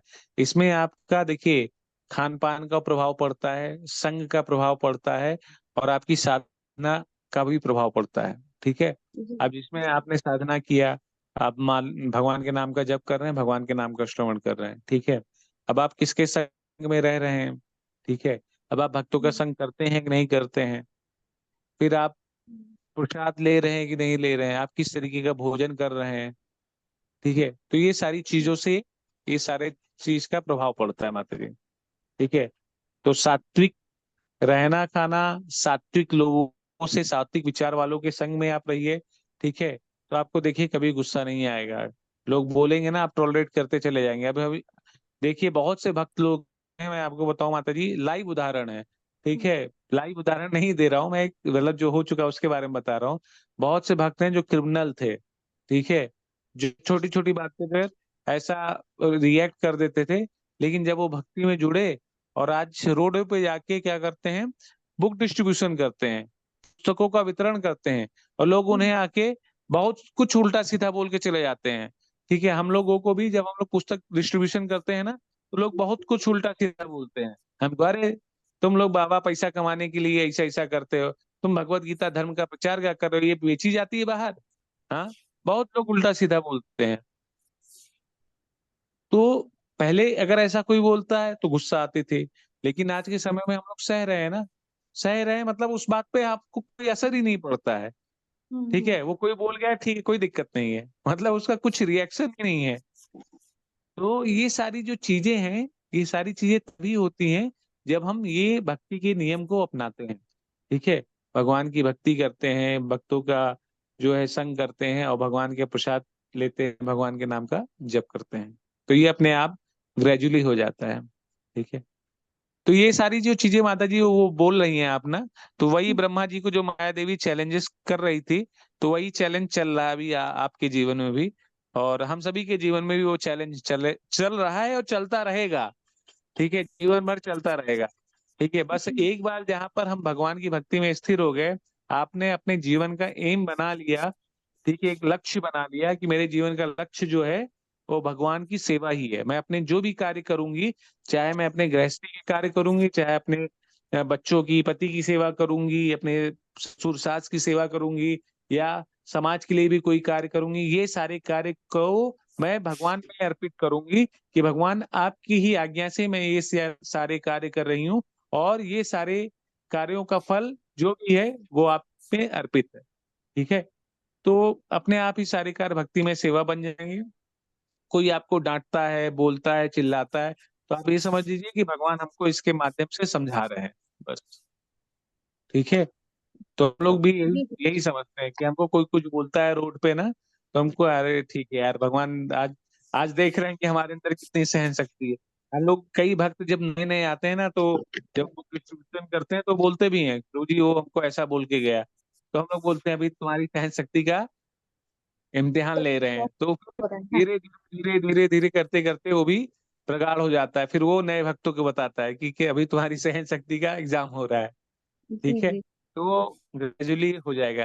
ठीक है माता जी। जी जी गुरु जी, धन्यवाद। वैष्णव लोग वो हैं जो भगवान को सबसे ज्यादा प्रिय होते हैं, भगवान की सेवा में, उनके गुणगानों में, शास्त्रों के अध्ययन में, आचार्यों का सुनने में और लगे रहते हैं, और जो भी जीवन में मिलता है उससे संतुष्ट रहते हैं, वो वैष्णव हैं, क्योंकि भगवान की भक्ति में। लेकिन जो भी प्रभु जी, मिले ये जो सबसे सुबह बड़ी चीज है ना, लोग जो ये बैठते हैं वो भी भगवान की भक्ति करते हैं, शास्त्र पढ़ते हैं, और ये भक्तों का संगी है, और भक्ति को तो अपनाते हैं, प्रसाद ग्रहण करते हैं, तो क्या वो भी वैष्णव है? देखिए वैष्णव की दो परिभाषा है। ठीक है, एक तो चैतन्य महाप्रभु ने बताया है कि हमें किसी भी वैष्णव के प्रति अपराध नहीं करना चाहिए। ठीक है, चैतन्य जो हमारी परंपरा में बताया गया है कि जिसने भी एक बार भी भगवान का नाम ले लिया, ठीक है, कोई भी, चाहे वो पापी हो चाहे जो हो, राम या कृष्ण का जिसने नाम ले लिया, ठीक है, वो सब वैष्णव की श्रेणी में आ जाते हैं। ठीक है, वैष्णव की श्रेणी में आ जाते हैं मतलब कि एक बार भी उसने नाम लिया है तो आगे वो चलकर निश्चित रूप से भगवान का नाम लेगा। ठीक है, वैष्णव की श्रेणी में कुछ जो है उच्चतर वैष्णव हैं, कुछ शुरुआत कर रहे हैं। ठीक है, तो देखिए ये इसलिए चैतन्य महाप्रभु ने हमको समझाया है कि हम किसी के प्रति कोई भी अपराध ना करें। आप कोई भी मनुष्य, अब उन्होंने ये बोल दिया कि जिसने भी अपने जीवन में एक बार भी भगवान का नाम लिया है, हमें उसके प्रति भी अपराध नहीं करना है। अब सबसे बड़ी चीज है कि यहीं पे हमारी जो सबसे बड़ी ईर्ष्या की प्रॉब्लम थी वो यहीं पे समाप्त हो जाती है, क्योंकि हमको स्वयं भगवान ने बताया है कि किसी के प्रति जिसने एक बार भी भगवान का नाम लिया है उसको, उसके प्रति हमें कोई भी अपराध नहीं करना है। तो फिर हम वैसे भी उसके प्रति गलत नहीं सोचेंगे। जब गलत नहीं सोचेंगे तो इसका मतलब हमारे अंदर से ईर्ष्या द्वेष खत्म हो जाएगा। ठीक है, लेकिन हम यहीं पर बार बार गलती करते हैं। ठीक है, हम सभी यही गलती करते हैं, मैं अपनी बात भी बता रहा हूँ, हम सभी, ठीक है, हम सभी यही गलती करते हैं कि हम उसको देखते हैं, उसको देखते हैं, उसको देखते हैं। ठीक है, तो हम सभी को चाहिए कि इस अपराध से बचने के लिए हमको प्रयास करना चाहिए।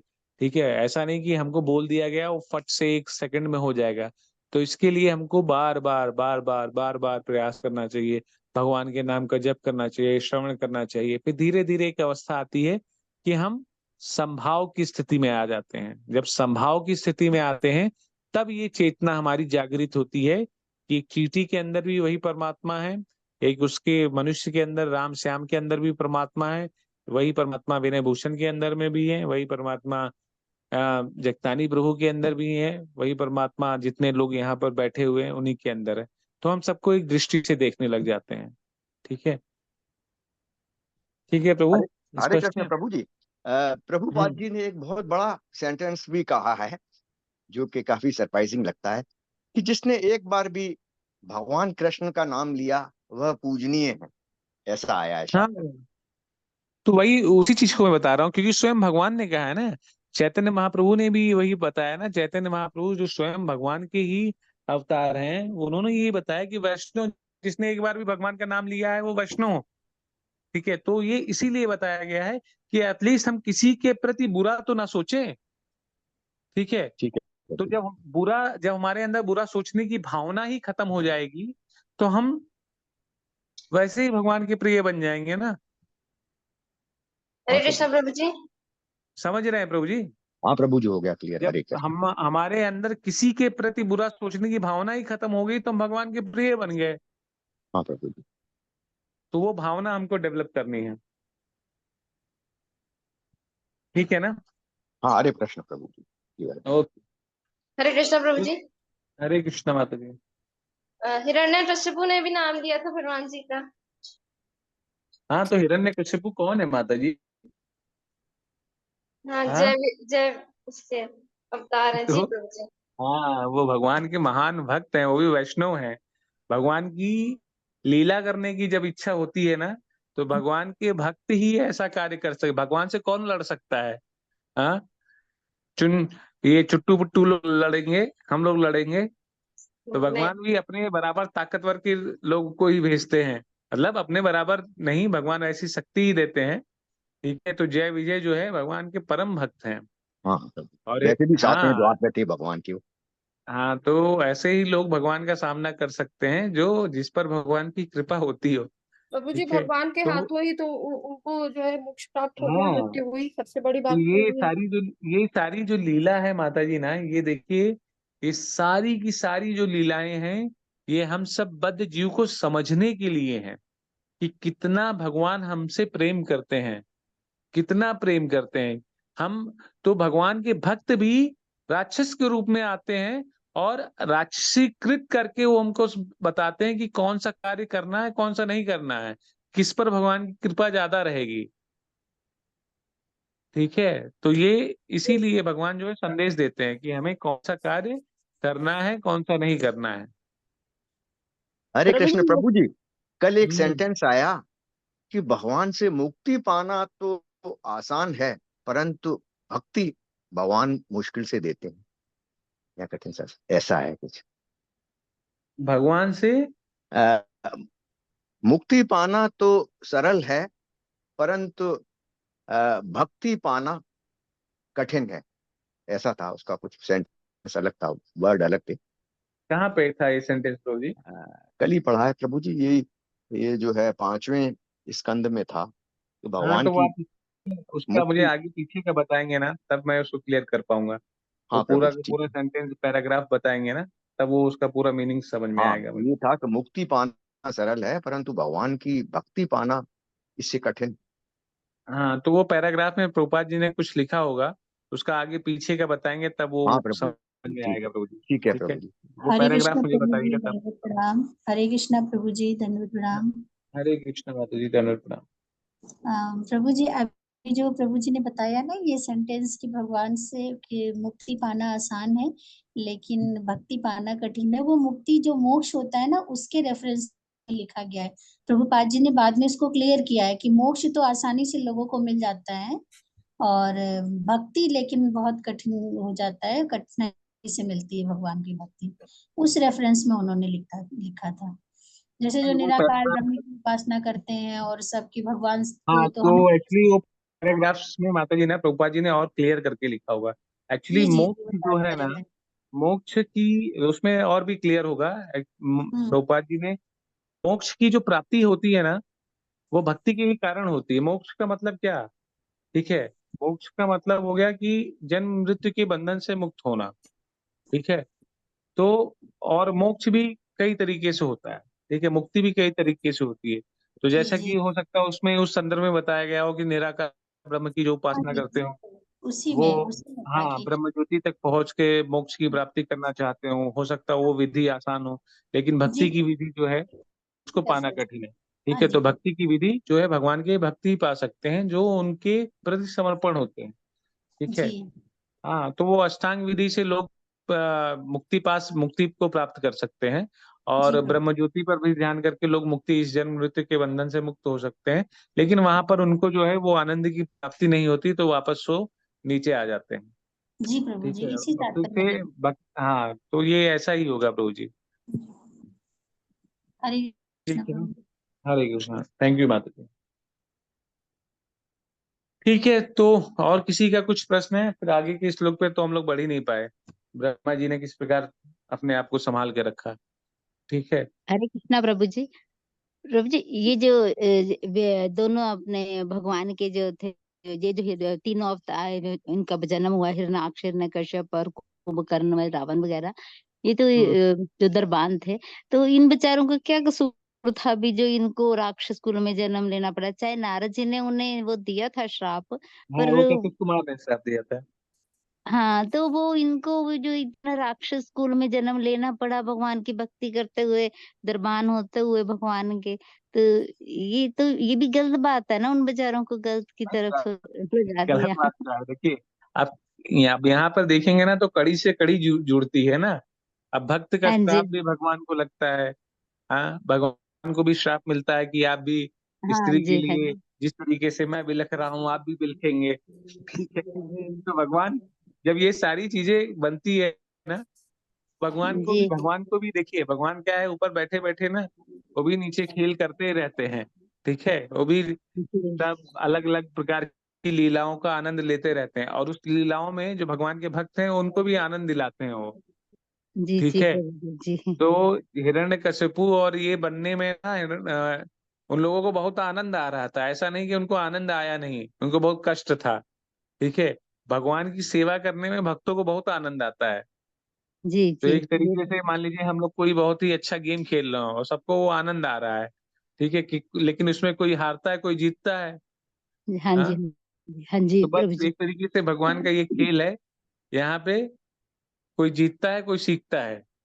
ठीक है, तो जी, भगवान यहाँ सिखाने के लिए आते हैं, कोई हारता नहीं है। ठीक है प्रभु जी, जी, हाँ, तो ये जी, भगवान की इच्छा है, भगवान जब चाहे तब खेले। असंख्य ब्रह्मांड चल रहे हैं, असंख्य ब्रह्मांड में असंख्य लीला चल रही भगवान की। हम लोग तो एक छोटे से कोने के ब्रह्मांड में छोटी सी जगह में बैठे हैं, लेकिन असंख्य ब्रह्मांड में कहीं पे राम लीला चाहिए चल रही हुई, कहीं पे कृष्ण लीला चल रही। प्रभुपाद जी ये भी स्पष्ट करते हैं कि जी, भगवान की हमने तो जो बताया है वो एक तरीके से शास्त्रों के माध्यम से, आचार्यों के माध्यम से हमने कुछ बता पाया है। हम लोग ये भी नहीं जानते भगवान के कितने और अवतार हैं, कितने और रूप हैं, कितनी और लीलाएं चल रही हैं। अच्छा, जी, जी, अच्छा जी, हाँ, असंख्य लीलाएं हैं, असंख्य भगवान का इसीलिए केवल तुलसीदास जी ने क्या बोला था कि अरे एक श्लोक था, रामचरितमानस में भगवान को क्या उन्होंने एक चीज संबोधित करके बुलाया था। मुझे याद नहीं आ रहा। हरे कृष्ण प्रभु जी। हाँ, यस माता जी, भगवान को उन्होंने एक शब्द देके संबोधित किया था हाँ जी, कि हाँ, एक श्लोक था वो मुझे याद नहीं आ रहा, वो चौपाई थी। हरि अनंत हरि कृपा प्रभु जी रस बताइएगा। हाँ, यस, हरि अनंत, हरि कथा हरि, अनंता। हरि अनंत हरि, हरि कथा हाँ, अनंता। हरि कथा, हरि हरि कथा अनंत, अनंता। अच्छा, हाँ, हाँ, हरि अनंत हरि कथा हरि अनंता। कथा, हाँ ठीक हरि है, जी, तो कथा हरि अनंता। जो है अनंत है, उनकी कथाएं भी, उनकी लीलाएं भी अनंत है। अनंत है, हाँ, अभी हम लोग यही है विस्मृति। ठीक है, भौतिक जगत में हम लोग अभी हम लोग कल इस पर चर्चा कर रहे थे और कल काफी देर तक चर्चा किए, और आज ही सुबह सुबह, कल नहीं परसों शाम की बात है, परसों शाम को हम लोग बैठ के सत्संग कर रहे थे अयोध्या में, तो उस पे हम लोग ये चर्चा कर रहे थे। तो इसीलिए देखिए भक्ति जो है बहुत ही व्यापक है, बहुत ही व्यापक है। हमको कभी भी ना किसी को क्रिटिसाइज भी नहीं करना चाहिए, क्योंकि भगवान जो है अनेक रूपों में है। ठीक है, और उनकी अनेक अनेक लीलाएं हैं, किसी भी रूप में कहीं पे भी बस चुन लीजिए कि हाँ ये मेरे भगवान है, एटलीस्ट उस मार्ग पे आइए। ठीक है, तो अपने आप ही भगवत प्राप्ति हो जाएगी। प्रभु जी जी प्रभु प्रभु जी, जी, एक चीज संशय था। हाँ, एक संशय था प्रभु जी कि यस ना माता जी बताओ। जैसे भगवान कृष्ण जो है वो अपने भक्तों के साथ है ना रसास्वादन करते हैं। यानी कि जैसे आप है ना उनको जिस भाव से याद करेंगे, चिंतन करेंगे, वो आपको रेसिप्रोकेट करते हैं। यस यस माता जी। तो चैतन्य महाप्रभु जी नहीं करते क्या, क्योंकि वो सन्यासी थे? और कोई नहीं करते हैं? ये जैसे बताते हैं कि भगवान के दूसरे अवतार जो हैं वो नहीं करते हैं। जैसे राम भगवान है, तो राम भगवान का एक मर्यादा पुरुषोत्तम है, तो वो एक लिमिटेशन रखते हैं सबसे। नहीं नहीं नहीं नहीं नहीं, लिमिटेशन देखिए, भक्त के लिए भगवान कोई लिमिटेशन नहीं रखते हैं। ठीक है, हम्म भक्त के लिए भगवान का कोई लिमिटेशन नहीं है। अभी जैसे मैंने रघुदास का बताया ना, ठीक है, तो जगन्नाथ जी रघुदास की सेवा करने आ गए। हाँ, उनका उनका स्टूल, उनका यूरिन साफ कर रहे हैं, तो ये क्या बोलेंगे आप? तो जितने भी भगवान के अवतार हैं सब रिसिप्रोकेट करते हैं, सब जो है आदान प्रदान करते हैं। ठीक है, बस हमारा किस तरीके का भाव है। अब जैसे नरसिंह भगवान, ठीक है, हम्म आपने सुना हम्म होगा साउथ अफ्रीका में किस तरीके से, ये रियल की बात है कि नरसिंह हम्म भगवान ने एक बच्ची को बचाया था। हाँ, हम्म, जी तो जी। लॉयन गॉड को कितना भरोसा करती थी, उनका लॉकेट पहना था, वो बच्ची अचानक से रोड पे आ जाती है और वो एक हम्म डंपर बच्ची को मार के चला जाता है। हाँ, और हम्म जैसे ही हम्म उसका फादर मतलब बचाने ही जाता, लेकिन वो बीच में चली जाती थी और डंपर मार के गया, और वो देखता है कि उसकी बच्ची साइड में गिरी हुई है। ठीक है, उसको केवल हम्म हल्का सा खून वून बह रहा था, और फिर हल्का, बहुत ज्यादा नहीं, मामूली, लेकिन उस डंपर से जब उसको एडमिट किया गया हॉस्पिटल में, तो डॉक्टर ने बोला एक मामूली सी चोट है, कोई जंगली जानवर वानवर आ गया था क्या? तो उन्होंने बोला जंगली जानवर नहीं नहीं, इसका तो डंपर से एक्सीडेंट हुआ था, उसको इसने तो डंपर ने टक्कर मारा था। डॉक्टर ने बोला इम्पॉसिबल, इसके शरीर पे तो किसी जानवर के पंजे के निशान है। तो देखा वहां पे नखों के निशान थे, पंजों के। इसी प्रकार से जी गुरु। मायापुर में नरसिंह देव की इतनी लीला हुई है, वहां पे कितने भक्तों के उस पे निशान आए हैं। नरसिंह तो भगवान के निशान। जितने भी भगवान है, हनुमान जी का अयोध्या में कितने संत हैं, कितने लोग हैं जो हनुमान जी का साक्षात्कार करते हैं। हम्म, तो हम्म आपका जिस तरीके से भाव है, अब तुलसीदास को किसने बताया भगवान से मिलने के लिए? हाँ, हनुमान जी हनुमान बोलो। जी, हनुमान जी ही बताए ना। हनुमान जी हम्म से जब संकट बनारस में, जब संकट मोचन मंदिर में उनको पकड़ पाए, वहां पे मिले, तब उन्होंने बताया कि हाँ राम हम्म जी आपको चित्रकूट के घाट पे भई संतन की भीड़, तुलसीदास चंदन हम्म, घिसे तिलक देत रघुवीर, हनुमान जी तोता के रूप में आके उनको संकेत देते हैं। हाँ जी जी जी जी प्रभु जी, हाँ, यानी तो कि जो भगवान, तिलक करवा रहे हो वो राम भगवान जी, आप समझ जाओ। हाँ हाँ, तो हम्म आपका भाव जिस तरीके से ही है, भगवान उस रूप में आके दर्शन देते हैं। ठीक है, हम्म, जिस रूप में, यानी चैतन्य किसी महाप्रभु जी गौरांग की महाप्रभु, शैली जो चैतन्य पूरा महाप्रभु करके का जो शैली। भाव है, तो वो हाँ उनके रूप में दर्शन करता है। किसी को हम्म, नित्यानंद प्रभु के रूप में भाव है, बलराम जी का दर्शन हाँ करता है। नित्यानंद ठीक है, प्रभु अब जी का, हमारे हाँ। गुरु महाराज जो है परम पूज्य पिता का स्वामी महाराज, वो हमेशा गौरांग महाप्रभु की कृपा का ही गुणगान करते हैं। गौरांग महाप्रभु जी की है ना। हाँ हाँ, जी जी बिल्कुल। जी प्रभु जी। तो बहुत आप। जिसका जो भाव है, उसके उसका भाव वो खुद ही डेवलप करते हैं। ठीक है, लेकिन आचार्यों की बात को मानते हैं, तो हमें उसी हिसाब से चलना चाहिए। प्रभु जी बड़ी थैंक यू प्रभु जी, क्लियर इंटरलिंक्ड करने के ना, लिए बड़ी धन्यवाद प्रणाम। कहानियां है ना, बड़ी इंटरलिंक्ड भगवान की लीलाएं हैं। बहुत बहुत माता जी, वही मैं बोला ना कि भगवान की ऐसी लीलाएं हैं कि इतना आनंद आएगा, इतना सुनते सुनते इतना आनंद आएगा कि हम लोग तो जब कथा महाराज लोग सुनाते थे, अभी भी जब वाड़ा वाड़ा में जाते हैं, तो 6-6 घंटे कथा ही चलती थी। ठीक है, 4-4 घंटे जैसे ही बीतता था, तो महाराज बोलते थे नाउ कथा इज बिगिंस, तब लोग हरि बोल चिल्लाते थे। ठीक है, लेकिन फिर महाराज बोलते थे कि भूख प्यास नहीं लगा तुम लोगों को, जाके कुछ खा लो। ठीक है, नहीं नहीं महाराज, हमको कथा सुनना है। तो वो जब कथा चलती है ना, मैं आप लोग को लिंक में शेयर भी करूंगा, एक महाराज का श्रीमद् भागवतम है, भागवत कथा है। ठीक है, वो गौर कृष्ण गोस्वामी महाराज का है। वो भागवत कथा, मतलब ये जितना भी 18, ये 12 स्कंद है ना, 12 स्कंदों को 2-2, 4-4 घंटे में उन्होंने सुनाया है, लेकिन आप सुनेंगे तो कथा से बाहर निकलने का मन ही नहीं सुनो भाई करेगा। सुनो। प्रभु जी सुना रहे हो। प्रभु जी वो लिंक तो जरूर भेजना, क्योंकि जब जो हाँ, कथा ये चलती है मैं ना शेयर कर दूंगा। वो होता भी जब कथा खत्म होगी तो लिंक हमारा अगले दिन के लिए हाँ, वो कंसंट्रेशन बनेगी कि नहीं बनेगी, अब चलते रहो। ज्यादा से ज्यादा श्रवण करेंगे ना, आप कुछ भी काम करते रहिए, वो भागवतम चला देंगे ना तो इतना हाँ जी। आनंद आएगा कि पूछिए ही मत। अब हम लोग जब भी सुनते हैं ना, और उसमें आनंद भी आएगा, विरह भी आपको होगा और मजे भी आएंगे। इस तरीके की कथा है वो। प्रभु जी फिर लिंक जरूर भेजना जी। यस यस माता जी, मैं शेयर करूंगा।